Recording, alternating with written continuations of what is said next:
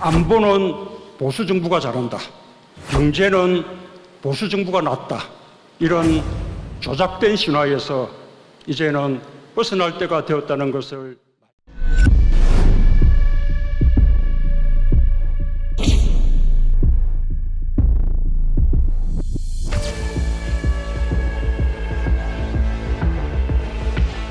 한편으로 언제 그런 날이 있었나 싶을 정도로 파탄난 지금의 남북 관계를 생각하면 안타깝고 착잡하기 짝이 없습니다. 평양 공동선언에서 더 진도를 내지 못했던 것, 실천적인 성과로 불가역적 단계까지 가지 못했던 것이 못내 아쉽습니다. 2008년 10월에 열린 14공동선언 1주년 기념 행사 때 노무현 대통령님이 하신 말씀이 생각납니다. 한반도의 평화를 위해 14공동선언이라는 소중한 나무를 한 그루 심었는데 사람들이 물을 주지 않아 나무가 시들고 있다고 탄식하는 말씀이었습니다. 그러나 10년 후 2018년 4월 27일 남북이 판문점에서 다시 마주 앉았을 때, 그리고 9월 19일 평양에서 만남이 이어졌을 때 11년의 공백은 장애가 되지 않았습니다.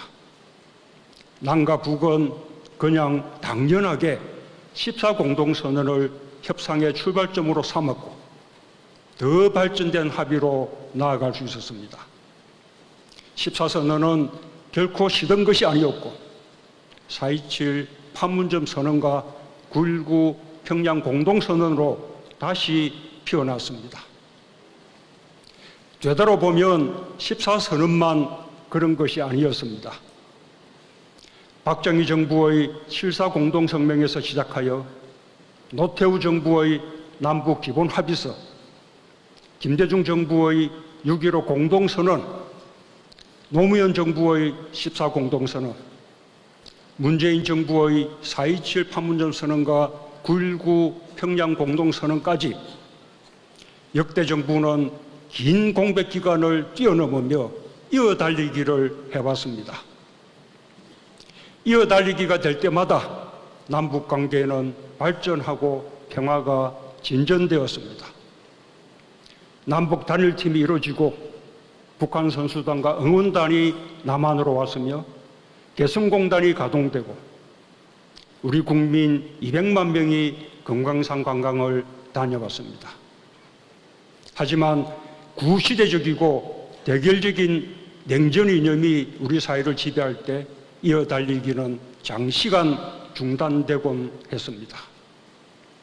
그럴 때면 남북관계는 파탄나고 평화 대신 군사적 긴장이 높아졌습니다. 천안함 비격 사건과 연평도 포격 사건, 목함 지뢰 사건이 발생했고 아까운 장병들과 국민이 희생되었습니다.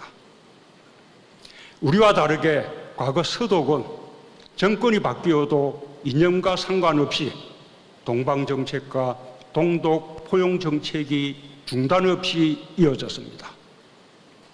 그 결과 동구권의 붕괴가 시작되었을 때 동독 국민들은 너무나 당연한 듯이 서독의 우월한 체제를 선택했고 자발적인 평화 통일을 이룰 수 있었습니다. 우리 역시 이어달리기가 중단 없이 계속되었다면 남북관계는 지금과 완전히 달라졌을 것입니다. 남북은 공존하며 평화를 키웠을 것이고 언젠가 평화적인 통일을 기대할 수 있게 되었을 것입니다. 평양 공동선언 역시 훗날 냉전적 이념보다 평화를 중시하는 정부가 이어달리기를 할 때 더 진전된 남북 합의로 꽃피우게 될 것입니다. 또한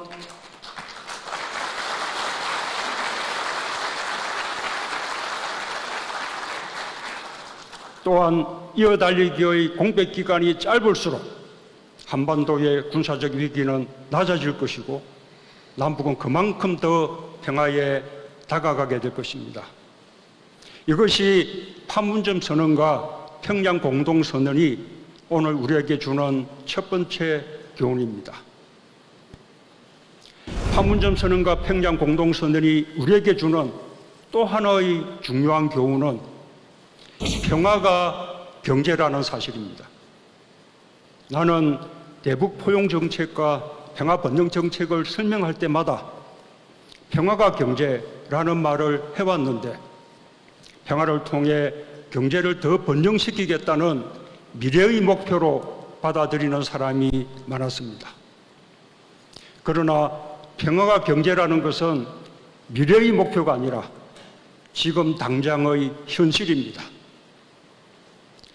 국민정부가 시작된 김영삼 정부부터 지금의 윤석열 정부까지 역대 정부를 거시적으로 비교해보면 이어달리기로 남북관계가 상대적으로 평화로웠던 시기의 경제 성적이 그렇지 않았던 시기보다 항상 좋았습니다. 지금 우리가 세계 10위권 경제 강국이라고 말하고 있지만 실제로 우리 경제의 규모, 즉 GDP가 세계 10위권 안으로 진입한 시기는 노무현 정부와 문재인 정부 때뿐입니다.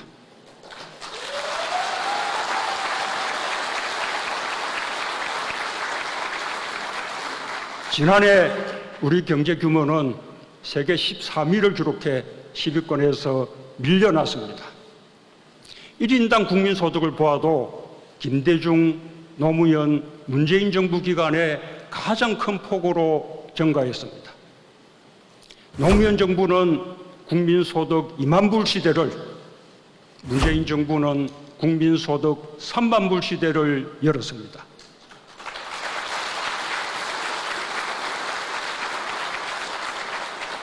반면에 이어달리기가 중단되었던 정부 기간에는 국민소득이 정체되거나 심지어 줄어들었습니다. 문재인 정부 마지막 해인 2021년에 1인당 국민소득은 3만 5천 불을 넘었는데 지난해 3만 2천 불대로 국민소득이 떨어졌습니다. 안보는 보수 정부가 잘한다, 경제는 보수 정부가 낫다, 이런 조작된 신화에서 이제는 벗어날 때가 되었다는 것을 마지막으로 강조하고 싶습니다.